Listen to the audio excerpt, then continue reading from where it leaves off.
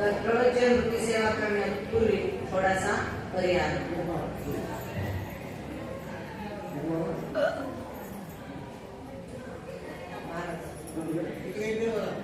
आपल्याला यात्रेत आरोग्य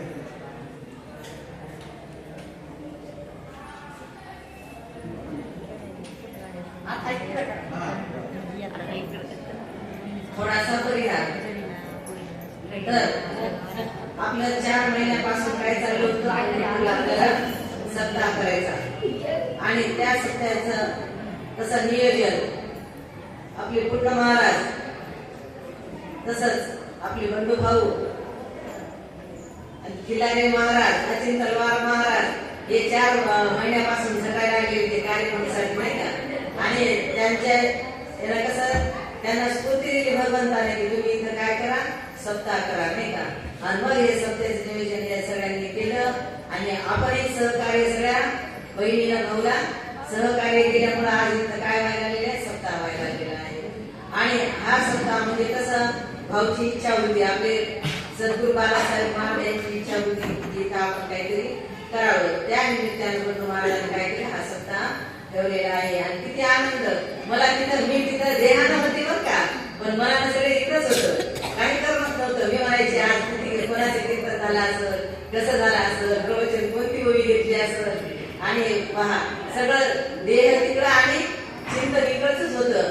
कारण आपल्याला कसं एक घरीला चित्ती आणि रुक्माईचा पती तसं झालेले बरं का.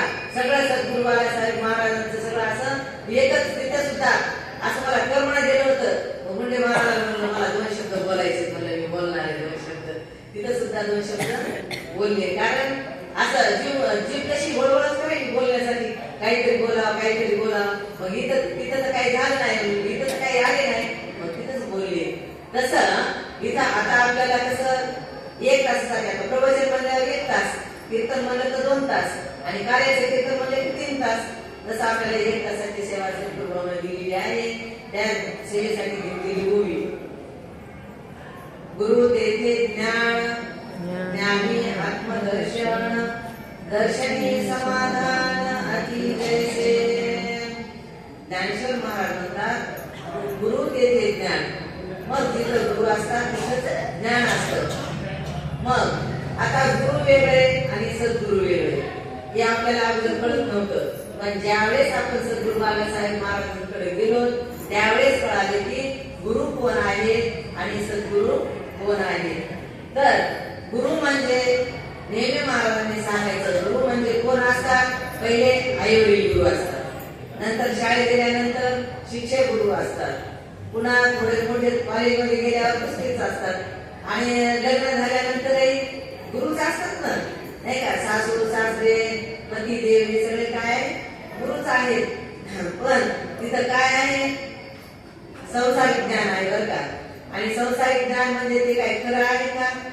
जटिका हा व्यवहार सारा संसार वाया झाल हरी विना. हे कधी कळालं, ज्यावेळेस आपण हरिपाठ पाठ केला आणि सद्गुरू महाराजांनी त्याचा अर्थ सांगितला तेव्हा कळाले की लटिका हा व्यवहार सारा संसार वाया झाल हरी विना. आणि खरोखरच आहे, लटकच आहे की नाही. प्रत्येक गोष्ट कशी आहे, लटकीच आहे बरं का. व्यवहार म्हणले की लटका आणि परमार्थ म्हणजे परमार्थ हे महाधन जोडी देवाचे चरण. आणि खरोखर ज्यावेळेस सद्गुरू भेटतील त्यावेळेसच आपल्याला त्याच्या जीवनाचा अर्थ कळतो बरं का. तोपर्यंत त्या जीवनाचा अर्थ कळत नाही. त्याच्यामुळं सद्गुरू काही स्वस्वरूप जाण एडले तारू जन्म वैसे प्रमाण तारा जन्म मरण मुखात वाटे सद्गुरू वचने विश्वास स्वरूप वाटे. नाही का. सद्गुरूच्या याच्यावर कसं विश्वास ठेवायचा का, संतांच्या वचनावर विश्वास ठेवल्याशिवाय आपल्याला काही कळत नाही बरं का. आणि आम्ही सांगितलं तुमचं आता कीर्तन आहे, पण त्यावेळेस मी म्हणलं आता कीर्तन करायचंय मग आपण कोणता घ्यावं. तर उगीच असं चिंतन केलं की बाबा संतांची पायी हा माझा विश्वास सर्व भावे दास झालो त्यांचा, नाही का.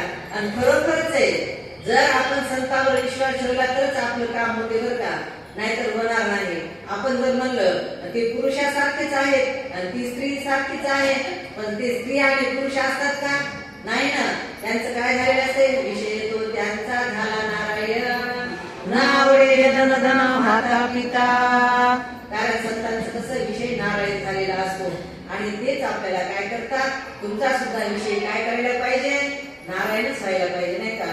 म्हणून आपणही आपला विषय काय केलेला आहे, नारायणच केलेला आहे. कारण कुठे आपण बसलो तरी आपलं चिंतन तेच असतं बरं का. आणि गुरुबहिणी भेटल्यावर, गुरुभाव भेटल्यावर तर आणखी जास्त आनंद वाटतो बरं का. कारण आनंदाचे डोळे आनंद तरंग आणि आनंदाचे अंग होऊ सदा. नेहमी आपण आनंदातच आहेत बरं का. पण आपल्या मज भेटो मज जातीचे, नाही का? मग आपल्या जातीचं आपल्याला भेटल्यानंतर म्हणजे परमार्थात कोणी भेटले की किती आनंद होते. तसं व्यवहारातले भेटल्यावर होते का, ते खूप सांगतात आपल्याला, असं करा तसं करा, हे करा ते करा, शिकवतात ते. पण ते काय आहे, आपल्याला सांगितले की लटकं आहे, नाही का? त्याच्यामुळे त्याच्या काही नादी लागायचं नाही. आपण आपलं चिंतन करायचं. चिंतने तद्रूपता. म्हणून महाराज म्हणतात गुरु तेथे ज्ञान. मग गुरु जवळ कोणचं ज्ञान असते, व्यावहारिक ज्ञान असतं. आणि गुरु म्हणजे आता आपल्याला पंचकर्म दृष्टांत गेलेलाच आहे ना, नाही का? धनगराचा दृष्टांत ते गुरुच होता ना, नाही का? त्या मेंढ्याचा कळप असतो, कळपामध्ये ते सिंहाचं पिल्लू असते, ते जन्मल्यापासून त्याला सांभाळलेलं असते, म्हणून त्याला वाटते की मी मोठाच मेंढा आहे असं वाटते. पण त्याला त्याच्या स्वरूपाची ओळख करून दिली का? जर त्या सिंहाची त्या धनगरानं स्वरूपाची ओळख करून दिली असती तर त्याची एक तरी मेंढी राहिली असती का? सगळ्या मेंढ्या संपल्या असत्या. म्हणून त्याला सुद्धा कशी हुशारी केली की त्या सिंहाला कधी आपल्या स्वरूपाची ओळख करून दिली नाही. कारण ते कसा भेदवादी गुरु होता. तसेच व्यवहाराचे कसे असतात, भेदवादी गुरु असतात बरं का. स्वार्थी असतात, स्वार्थ पाहतात, स्वतःचा स्वार्थ झाला की मग ते विसरून जातात. पण संत तसे असतात का? नाही. संत काय करतात, आपणा सारखे करीत तात्काळ नाही काळ वेळ त्या लागे. आणि खरोखरच संतांना क्षणात आपल्याला काय केलं, खरोखरच आपण सद्गुरूला शरण गेलो. आपल्याला काही कळत नव्हतं कसं शरण राहावं, काय करावं, काय नाही, काहीच कळत नव्हतं. पण ज्यावेळेस आपण पंचकर्माला सुरुवात केली त्यावेळेस त्याच्यात काय सांगितले आहे, तद्विधी गणिपातेन परिप्रश्नेन सेवयाम उपदेक्षन्ति ते ज्ञानं ज्ञानिनः तद्दक्षिणः. संतांना विधिपूर्वक शरण जावं लागत असतं. पण आपण कसं जाता येता, महाराजांना कसं जाता येता 2-4 वेळेस पाहिलं शाखेमध्ये भाऊ यायचे, मग तिथं पाहिल्यानंतर आम्ही म्हणलं तिथं महाराजाच्या डोक्यावर मंजुळा कशा घेत असलेल्या बाया, नाही का? आणि मग त्यावेळेस मग असं जवळ गेल्याशिवाय कळते का? म्हणजे मंदिरात गेल्याशिवाय देव दिसत नाही. तसं बाहेरून आम्ही रोडवरून पाहिलं आणि ते आता पुरुषासारखे पुरुष दिसू लागले. संत वाटले होते का? करत नाही. पण ज्यावेळेस मग ते चालते ज्ञानाचे बिंब, तयाचे अवयव सुखाचे कोप, माणूस पण मागं लौकिक भागो. तसं नुसतं दिसायला कसं असते, माणसासारखेच असतात. पण त्यांचं ज्ञान दिसते का? दिसत नाही. कारण देव कधी दिसलाय का? दिसत नाही ना.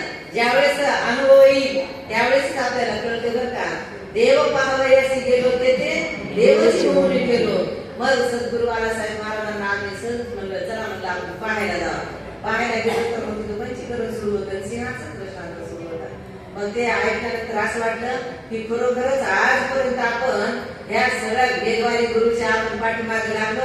कोणी काय म्हणते की तसंच करायचं. ज्यावेळेस कोकिळाव्रत सुरू होतं आणि ते कोकिळाव्रत सुरू होतं ते आम्ही करायचं. मग सांगितल्यानंतर आम्ही काय केलं, पुन्हा त्याच्याकडे काही पाहिलं नाही. कारण नंतर म्हणजे आता आपल्याला देव देवी सगळं एकच सांगितले ना. देव तेच आहे, देवी तीच आहे, सगळं तेच आहे. आणि त्याच्यात आपल्याला देह ही पंढरी, आत्मा पांडुरंग, नाही का? आणि चंद्रभागा म्हणजे अंतःकरण चंद्रभाग आहे, तिथंच बीट आहे म्हणजे त्या बीटेवर परमात्मा उभा आहे. किती जवळ दाखवला. पण ज्यावेळेस आपलं कसं अंतःकरण शुद्ध होत नाही तोपर्यंत आपल्याला खरा देव कळत नाही बरं का. मग अंतःकरण शुद्ध करण्यासाठी बहिरंग परमार्थाचं हे श्रवण मन हे आपलं पूजा हे करावं आपल्याला करावंच लागणार नाही का. आणि मग ज्यावेळेस आपण देवाची पूजा करतो त्यावेळेस आपलं मन तिकडे लागते का नाही देवाकडे, मग संसाराकडे लागते का नाही. मग जप तप व्रत ध्यान धारणा हे आपण अगोदर केलं म्हणून आपल्याला काय झालं, सद्गुरू भेटले. कारण अंतःकरण शुद्ध झालं ना. जोपर्यंत अंतःकरण शुद्ध नाही तोपर्यंत संत भेटते नाही बरं का. कारण ईश्वर कृपा आता सगळेजण तेच सांगायला लागले बरं का. पण आपलं कसं आहे आपली काय माय एकच होती आणि आपल्या माईने काय केले सगळ्याला शांत ज्ञान दिले सगळ्याला शांत खाऊ घातलेले सगळ्याला पुष्टी तशीच आलेली आहे. बघितलं कोण कमी येतं एकापेक्षा एक येतं का. सगळ्याने डिंकाचे लाडूच खाल्लेले आहेत. डिंकाचे हा. लाडू खाल्ले काही खोबऱ्याचे हा. नाही का भाऊ म्हणायचे ना बदाम खाऊन येता म्हणजे बुद्धी हा. चांगली होती.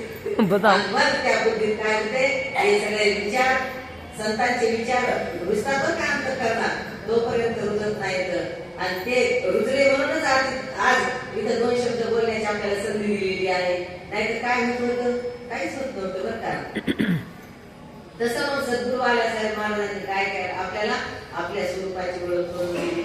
मग गुरु वेगळे आणि सद्गुरू वेगळे भेदवादी गुरु असतात. जसं त्या धनगरानं त्या मेंढ्याच्या कळपातल्या सिंहाला कळू दिलं नाही तू सिंह आहे त्याप्रमाणे. आणि मग ज्यावेळेस त्या सिंहाला कसा मग त्याला सद्गुरू भेटला नाही का जंगलात जो फिरत होता तो सिंह भेटला आणि मग त्या सिंहाला त्या मेंढ्याच्या सिंहाला म्हणला अरे माझ्या जात नाही इकडे ये म्हणे तुला 2 शब्द बोलायचे. तरी पण त्याला विश्वास बसत होता का बसत नव्हता. 3-4 वेळेस आवाज दिला तरी त्याला विश्वास बसला नाही. मग 5 वेळेस ज्या वेळेस आम्ही थांब म्हणल्यानंतर मग तो थांबला म्हणला काय म्हणते तेवढं तरी आपण ऐकून घ्यावं नाही का तेवढं तरी त्याला कळालं. आणि मग तो थांबला तर मग त्यानं काय केलं सगळे लक्षणायुक्त त्याला काय केलं सांगितलं काय म्हणे ते मेंढ्याचे लक्षणं कशी तर आपले लक्षणं कशी ते. मग तळ्याच्या काठावर जाऊन त्याला चेहरा सुद्धा दाखवला.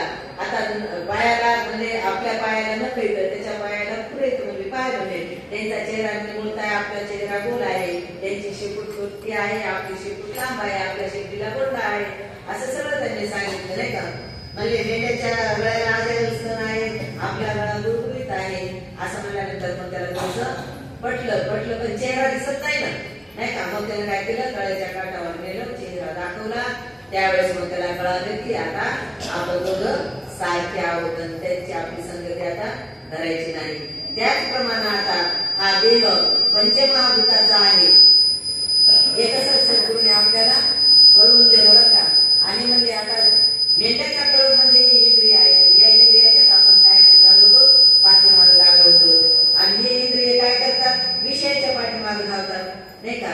म्हणून महाराज म्हणतात या विषयाच्या पाठीनं लागतात आपला विषय काय करायचा नारायण करायचा.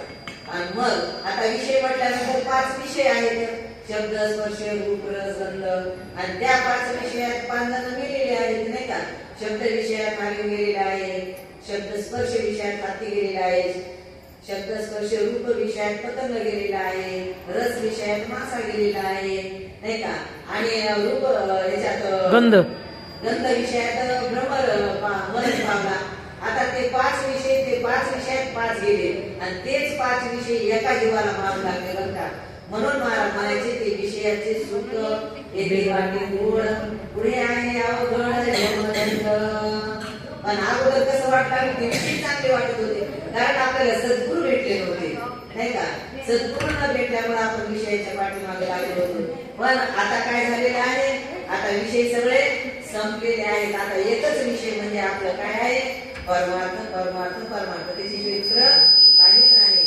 आता म्हणजे कोरोना आला पण कोरोनाच्या ह्याच्यातही आपल्याला कसं चिंतनच करावं वाटत होतं. 2 महिने घरात बसलो कोरोनाचं.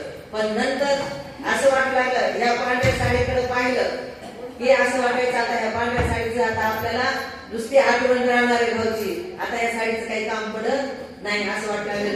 अवघड वाटत होतं रडू येत होतं साडीकडे पाहिलं की असं वाटायचं आता कधी कीर्तन भजन आपले चालू होतील कधी पोथी चालू होईल असं वाटायचं. पण एक वेळेस असंच भाऊचं कीर्तन ठेवलेलं होतं रोकडे महाराजांनी त्यांच्या सासूबाईच्या पुण्यतिथीनिमित्त त्या कीर्तन ठेवीत होत्या. मग तिथं आम्ही गेलो होतो. तिथं गेल्यानंतर मग भाऊला म्हणलं आम्हाला काय घरी करू म्हणून काय नाही मग आपण काय करू पोथीच सुरू करू म्हणलं. भाऊ म्हणले भाऊ म्हणले तुम्हाला तुमची इच्छा असली तर या. मग भाऊनं आपलं आमचं ते ग्रंथ वाचतच होते बरं का तलावची देवीचा. मग आम्ही गेलो आम्ही गेल्यानंतर मग भाऊनं सांगायचं आम्ही ऐकायचं. नंतर मग ते ग्रंथ झाल्यानंतर म्हणले आता असं कर महाराज आता कोणता ग्रंथ लावायचा. मी म्हणलं ना आपला दासबोध नाही का दासाला बोध आहे ना म्हणजे सुरुवातीला आपल्याला कसं तेच पाहिजे, छोटे छोटे ग्रंथ, सोपे सोपे ग्रंथ पाहिजे बरं का. आणि त्याच्यामुळे मग दासबोध लावला. मग भाऊनं सांगायचं, आम्ही ऐकायचं. मग प्रवचन ते भाऊ म्हणायचे, करा कीर्तन आता तुम्ही, सांगा आता तुम्ही. भाऊची तब्येत बरोबर नसेल की म्हणायची, असं तर मला आता तुम्हीच सांगा. म्हणजे असं करून कसं ते कसं सुरू झालं. पुन्हा सुरू झाल्यानंतर बघा इवलेशे रूप जसं भाऊ काय म्हणायचे, मी या 3 मूर्तीला सांगायचं नाही का, हनुमंतराया, गजानन महाराज आणि साईबाबा. तर मग तसंच आम्ही 3 जणच राहायचो. आई राहायच्या, मी राहायचे आणि बंडू भाऊ राहायचे. आम्ही 3 जण. म्हणलं बस झालं. भाऊला जडला सांगितलं, जड वस्तूला सांगितलं, आपण तर चेतन आहेत म्हणलं, करा मुलं सुरू. मग तसं करत करत पहा इवलेशे रूप लागले वारी त्याचा गेला गगनावरी. खरोखर जितका आनंद वाटतो, जर म्हणलं आपण जर सुरुवात केली नसती तर पुन्हा आपल्याला खूप अवघड झाला असं. पण कसं प्रेरणा, भाऊ कसं ज्यावेळेस भाऊ आले घरी, म्हणजे देह ठेवायच्या अगोदर 15-20 दिवस घरी आली होती भाऊ बरं का. भाऊ घरी आले ना, पहा ना संतांचं. भाऊ म्हणले सगळ्यांच्या भेटी झाल्या, म्हणजे असं तर नाही म्हणजे तुमचीच भेट घ्यायची राहिली होती. तसं म्हणल्यानंतर मग इतकं मला असं वाटलं, भाऊ माझ्यासाठी बघा येड्या मुड्याच्या भेटीसाठी येते का नाही. सगळ्या मोठ्या मोठ्या संतांच्या घरी गेले, भेटून आले, पण हे येड्या मुड्याच्या घरी सुद्धा आले. कारण आपण कसे आहोत, लहान आहोत. तुम्ही श्रेष्ठ आहात, म्हणजे कसे आहात तुम्ही, वयोवृद्ध, तपोवृद्ध, ज्ञानवृद्ध, माझ्या अगोदरचे बरेच आहेत नाही का. त्याच्यामुळे मग सगळ्याच्या घरी भाऊ जाऊन आले. नंतर मग म्हणजे असेल तर राहिली तुमचीच भेट घ्यायची राहिली होती, म्हणून मी मुद्दा मारून म्हणजे तुम्हाला भेटायला. मग तेवढाच शब्द माझ्या अंतःकरणात तसा जमा झाला मुद्दाम म्हणल्यामुळं. आणि मग मला असं भावनीच प्रेरणा दिली की आता जा बाबा तुम्ही, आणि आता तुम्ही सुरू करा. मग तसा मुद्दा म्हणल्यानंतर मग असं. आणि आणखी नाही बरं का, नेहमी नुसतं फक्त चिंतन करा, भाऊ बरोबर समोर दिसतात बरं का. आणि ते विचारसागर कुठं हे भावने नवरात्रातच लागलीच म्हणले अमृत अनुभव. आता आपण दसऱ्याचं सगळं सामान काढतो, सामान काढल्यानंतर मग ते ग्रंथाचे तिथलंच राहिलं होतं. पहा कसं असतंय ते. म्हणलं ग्रंथ नेहमीच आपले झटकेलेले असेल, पुसलेले म्हणजे घेतलेले असेल, आता त्याला काय पुसायचंय. पण भाऊ आले नवरात्रात आणि सगळं ते शोकेस आहे ते ग्रंथ ठेवले, त्याच्यातला अमृतानुभव घेतला, झटकला आणि खरोखर त्याच्यावर धूळ निघाली. भाऊने झटकला आणि म्हणजे आता म्हणजे आता येवायचं राहा म्हणजे असं प्रत्यक्ष भाऊ दिसतात बरं का. प्रत्येक वेळेस असं चिंतन केले की भाऊ समोर दिसतात. कारण गुरु त्यांचे ज्ञान बघा, सद्गुरु पाहिजे बरं का. सद्गुरु शिवाय सद्गुरु वाचून सापडे ना सोय, धरावे ते पाय आधी आधी. मग कोणाचे पाय धरावं का, कोणाचे पाय धरणे, संतांचेच पाय धरावं का. तसंच आता गुरुचे पाय देवाची अर्पिता, सद्गुरुचे पाय देवाची अर्पिता, सद्गुरुचे पाय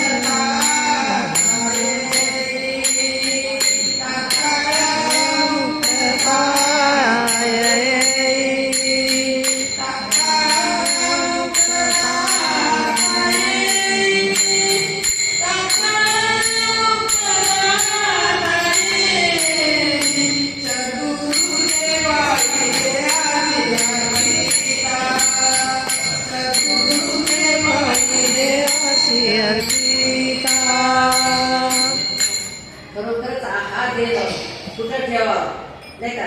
संताची पायी हा माझा विश्वास, सर्व भावे दास झालो त्यांचा. कारण सर्व भावांना आपण दास झालो तर आपल्याला तात्काळ मुक्तता भेटेल नाही का. म्हणून हा देह कुठं अर्पण करायचा तर संतांच्या पायावर अर्पण करायचा बरं का. इकडं तिकडं कुठं जायचं नाही, काय नाही. संतांची संगती मनोमार्ग गती, आकळावा श्रीपती येणे पंथे, संताविण प्राप्ती नाही ना ऐशी वेद देती बाई नाही का. किती प्रमाण येतं संत संत संत संत. खरंच संत कशाचा, जगाचे आघात सोसतात पण आपल्याला ज्ञान देतात बरं का. कारण आपण कसे आहोत, अज्ञानी आहोत, अज्ञानी जीव बरं का. अज्ञानी जीवाला काय करतात संत, ज्ञान देऊन मुक्त करतात बरं का. पहिलेच मुक्त आहे, मुक्त होता परी बळे झाला बद्ध, घेऊन या चंद माझे माझे. आपण काय करतो, ते माझं ते माझं ते माझं, पण देव माझा कधी म्हणलो का नाही ना. पंढरपूरला किती वेळेस आलो, किती दर्शन घेतले असेल, पण ज्या वेळेस इथं आता किती समाधान आहे. आता म्हणजे मुख दर्शन झालं तरी आनंद वाटायला.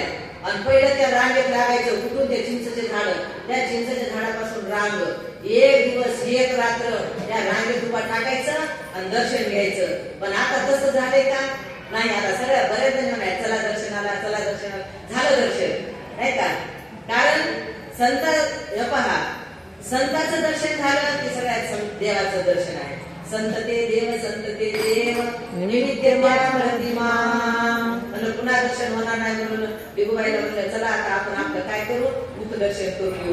पुन्हा मग आपल्या इकडं आलं ना तर हेच आवडते बघा, कीर्तन भजन प्रवचन. कारण त्याच्यात काय आहे, आपलं ज्ञान आहे ना. म्हणून आपल्याला आपलंच ऐकायचं बरं का, दुसऱ्याच काय ऐकावं, आपण आपलंच ऐकावं नाही का. महाराज नाही म्हणायचे दुसऱ्याच्या कथा ऐकण्यापेक्षा आपण आपली कथा ऐकली बरी नाही का. मग आपल्याला एखाद्या वेळेस आपलं विसरतही असते नाही का. मनुष्या चुकीचा पुतळा आहे. मग इथं आल्यानंतर आता एकच बरं, आता आपण इथे कीर्तन करतो, प्रवचन करतो, पण ज्यावेळेस आपण आनंद घेतो त्यावेळेस आपण चिंतन केलेलं वेगळं असतं आणि त्यांचं चिंतन वेगळं असतं. मग आपल्याला त्याच्यातून काहीतरी भेटते का नाहीतर मग आपण म्हणतो की नाही मला सगळं आलं, मला सगळं कळालं. तुला काय कळालं? तुला काहीच कळालं नाही. काय कळालं आपल्याला? आज 30 वर्ष झाले भाऊ सोबत आहे आपण, पण काहीतरी कळायलंय का आपल्याला? असं वाटतंय भाऊ जर असले असेल आपल्याला आणखी कितीतरी सांगितलं असतं, कितीतरी कळून दिलं असतं नाही का. इथं प्रत्येक वेळेस क्षणाक्षणाला काय म्हणते, भाऊ टाकला की भाऊची आठवण येते बरं का. भाऊ टाकला की भाऊची आठवण येते. भाऊना आणखी कितीतरी शिकवलं असतं, कितीतरी सांगितलं असतं. कारण आपल्या बहिणीचं आपल्या कसं सगळ्यांचं थोडं थोडं तरी आयुष्य द्यायला पाहिजे होतं आणि भाऊ राहायला पाहिजे होते बरं का. पण गुरु देते ज्ञान, असं आठवण काढले ते अंतःकरण सजले होते बरं का. तुमच्या मूर्ती वाणी या जगात मूर्ती नाही, तुमच्या मूर्ती वाणी या जगात मूर्ती नाही. बस का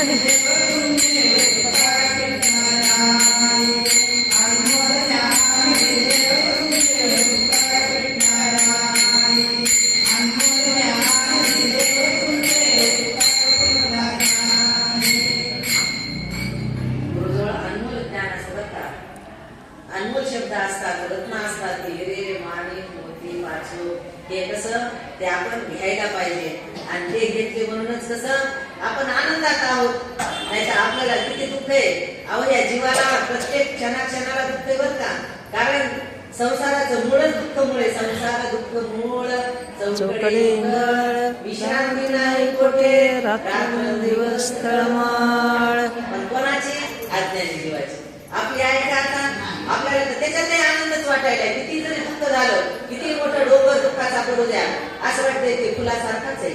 फुल लागल्यासारखं का? फुल लागत आहे तर पिकून मारल्यावर नाही ना. तसे किती जरी डोंगर पडले तर त्याचं काही वाटत झाले बरं का. कशामुळं?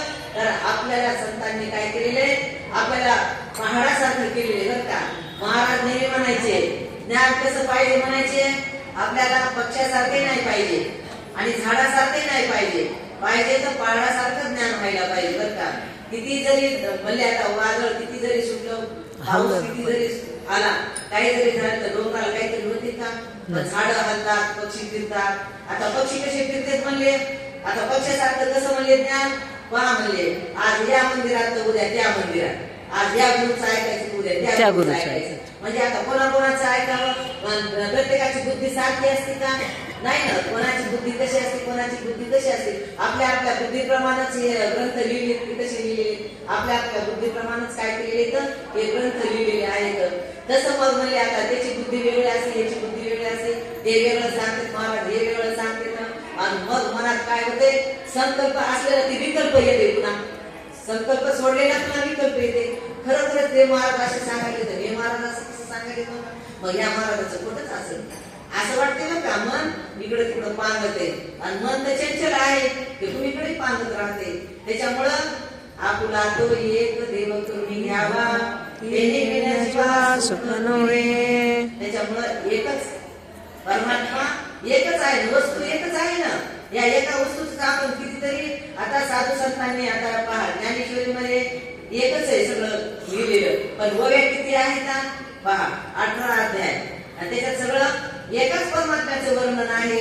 आणि तसंच आता इकडे सुद्धा तुकाराम महाराजांनी गाथा लिहिलेला आहे. त्याच्यातही सगळं एकच, परमात्मा जी एक वस्तू असे जी दया दिसे ज्ञानास्तव, नाही का? ज्ञान असेल तरच कळत नाही ना. म्हणून गुरु तेथे ज्ञान ज्ञानी आत्मदर्शन दर्शनी समाधान अति जैसे.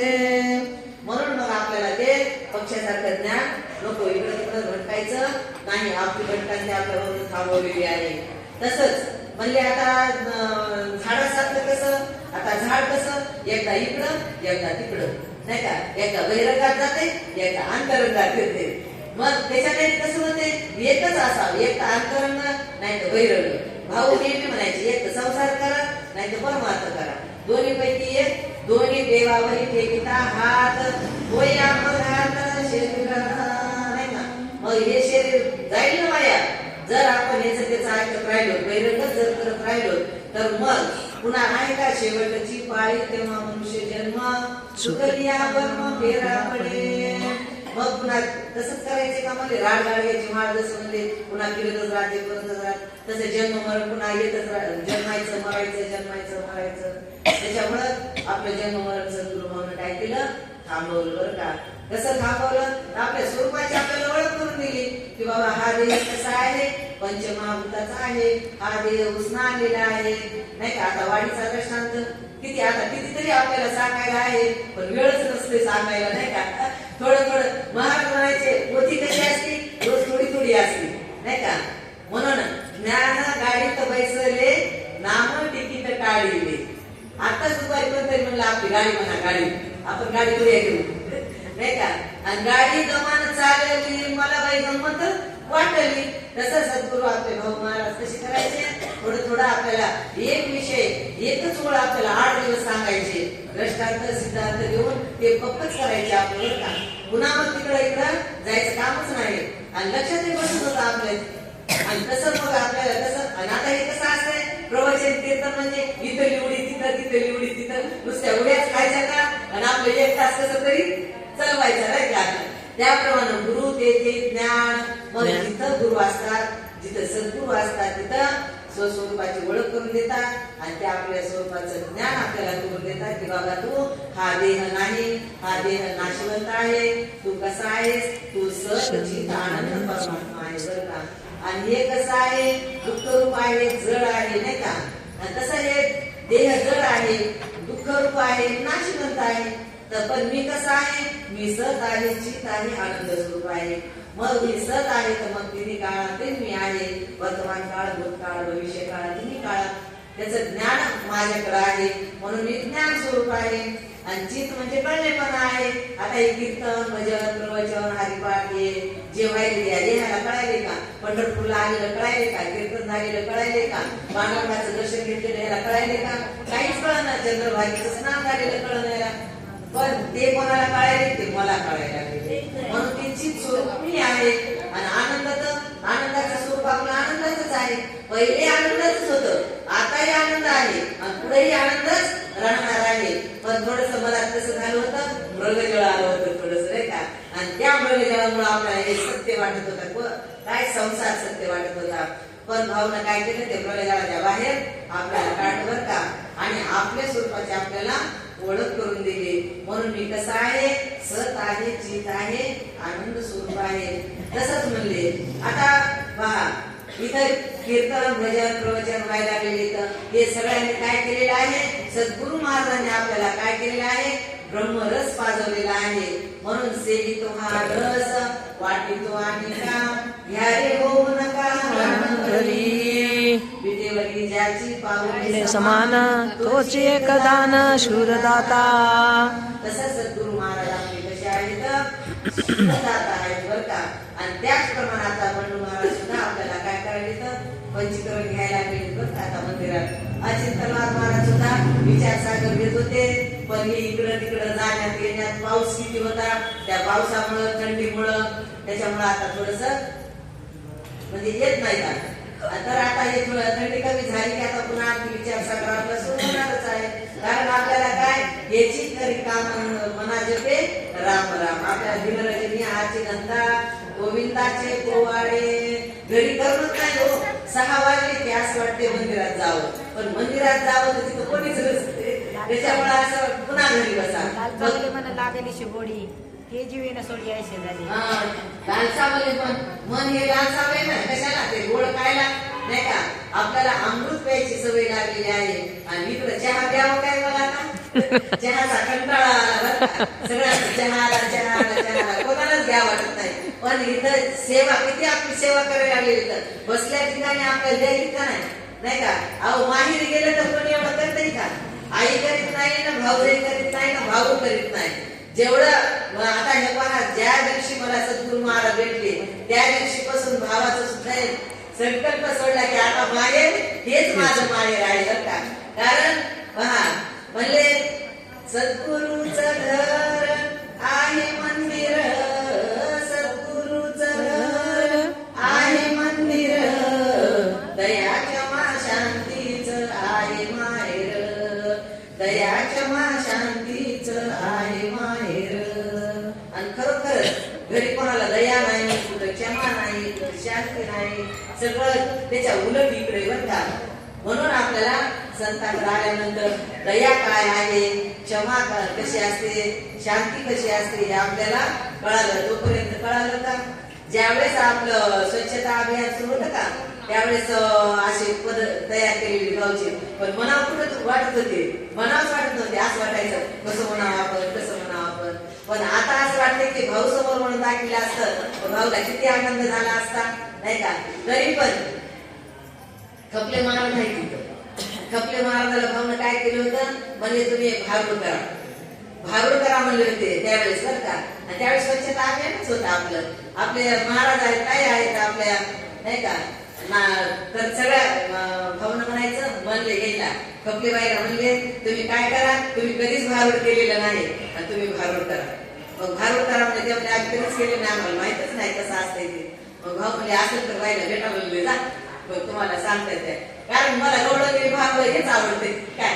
आता मी म्हणलं भाऊ 3 वेळेस माझं प्रवचनच ठेवले तुम्ही, आता कीर्तन ठेवायची पण माझ्या नशिबाला प्रवचन तसं भाऊ म्हणले जा म्हणले. मग छायाबाईने मला फोन केला. मग मी छायाबाईकडे गेले, मी आणि कमलबाई दोघी जणी गेलो. गेल्यानंतर मग कपले महाराज तिकडून आले.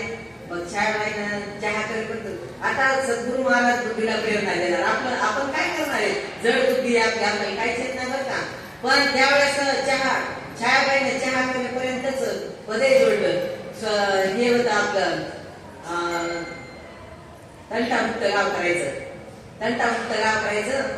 भाऊ म्हणजे तंटामुक्त गाव करायचं तुम्ही भारूड करा. मग ताईनं आम्ही मग ते बसवल्यानंतर मग ह्यांनी आणलं की सगळं जशाच तसंच केलं.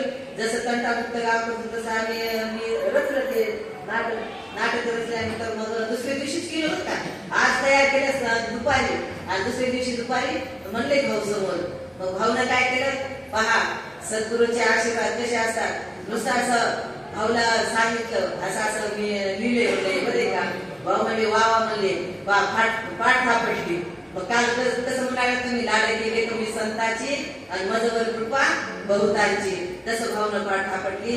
आणि पहा बक्षीसही पुन्हा 100 रुपये बक्षीस सुद्धा दिलं. म्हणले पहा किती छान झालं म्हणले तुमचं नाटक. म्हणजे भाऊला सुद्धा कसं आहे आता लहान लेकरू असतंय कसंही बोलत आहे ऐका बाबाही म्हणलं तर चालतंय नाही का. भाऊ म्हणायचे काही म्हणा पण म्हणा नाही का. आणि ज्यावेळेस आपण नवीन प्रवचन करीत होतो त्यावेळेस भाऊने हीच उभी घ्यायला लावायची. गुरु तेथे ज्ञान, ज्ञानी आत्मदर्शन, दर्शने समाधान अति जैसे झालं. तेवढं जरी म्हणलं तर बस झालं म्हणायचे. नाही एखादा तुम्ही काय पदार्थ करीत असताल तर ते सांगा, तुमच्या काय असेल ते मनात ते तुम्ही सांगा म्हणायचे. गुरुनं तुम्हाला जे अनुभव आलेला आहे ते तुम्ही सांगा. मग आता आपल्याला अनुभव आलेला आहे ना गुरु तेथे ज्ञान.